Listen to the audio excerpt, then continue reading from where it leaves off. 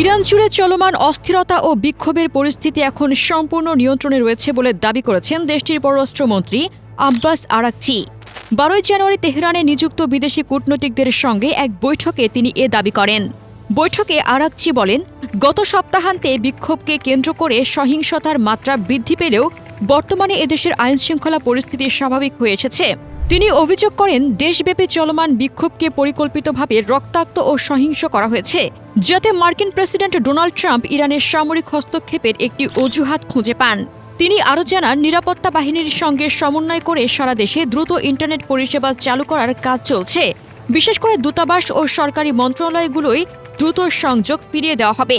সামাজিক যোগাযোগ মাধ্যমে দেওয়া এক পোস্টে ইরানের সর্বোচ্চ নেতা আয়াতুল্লাহ আলী খামেনি নাম উল্লেখ না করে ডোনাল্ড ট্রাম্পকে ইতিহাসের অহংকারী স্বৈরশাসকদের সঙ্গে তুলনা করেছেন। খামেনি লিখেছেন, যিনি দম্ভের সঙ্গে বসে সারা বিশ্বকে বিচার করছেন, তিনি জেনে রাখুন, ফেরাউন, নমরুদ ও রেজা শাহর মতো অহংকারী শাসকেরা যখন ক্ষমতার চূড়ায় ছিল তখনই তাদের পতন হয়েছিল। তার পতনও অনিবার্য।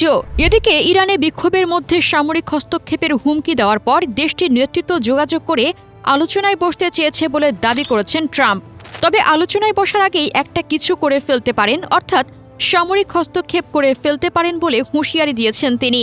এয়ারফোর্স ওয়ানের সাংবাদিকদের সঙ্গে কথা বলতে গিয়ে ট্রাম্প বলেন, ইরানের নেতারা গতকাল ফোন করেছেন, একটি বৈঠকের ব্যবস্থা করা হচ্ছে, তারা আলোচনা করতে চায়, তবে বৈঠকের আগেই আমাদের পদক্ষেপ নিতে হতে পারে। অন্যদিকে ট্রাম্পের সব হুমকির প্রতিক্রিয়ায় আব্বাস আরাকচি বলেছেন, প্রথমত ইরান যুদ্ধ চায় না, তবে হামলা হলে তা মোকাবেলা ও পাল্টা হামলার জন্য তেহরান প্রস্তুত। তিনি বলেন, আমরা যুদ্ধের জন্য প্রস্তুত, তবে সংলাপের পথও খোলা রেখেছি। এর আগে ইরান জানায়, যুক্তরাষ্ট্র হামলা চালালে তারা মধ্যপ্রাচ্যে মার্কিন সামরিক ঘাঁটিগুলোকে লক্ষ্যবস্তু করবে। একই সাথে ইসরায়েলও অবধারিত লক্ষ্যবস্তু হবে বলে কড়া হুঙ্কার দিয়েছেন তারা। সার্বিক এই প্রেক্ষাপটে অত্যন্ত সতর্ক অবস্থানে আছে ইসরায়েল। এছাড়া সামরিক ও পরিবহন খাত সংশ্লিষ্ট মার্কিন জাহাজকে লক্ষ্যবস্তু করার হুঁশিয়ারি দিয়েছেন ইরাকের পার্লামেন্ট স্পিকার মোহাম্মদ বাঘের গালিবাফ।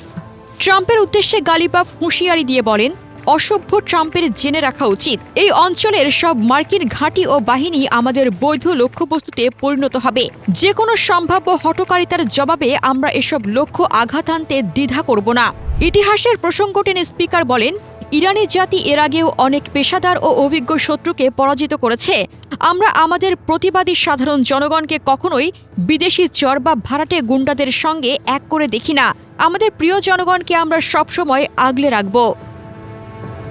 News desk, দুতিয়াল।